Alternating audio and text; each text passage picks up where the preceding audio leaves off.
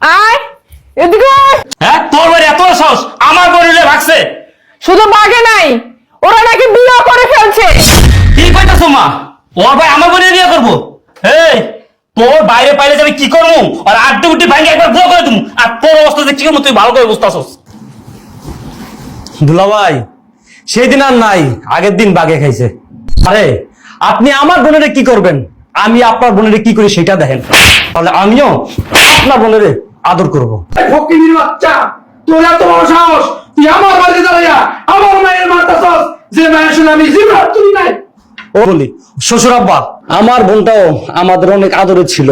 আপনাদের বাড়িতে আসার পরে আমার বোনেরে আপনাদের বাড়িতে চাকরানি বানিয়ে রাখছেন।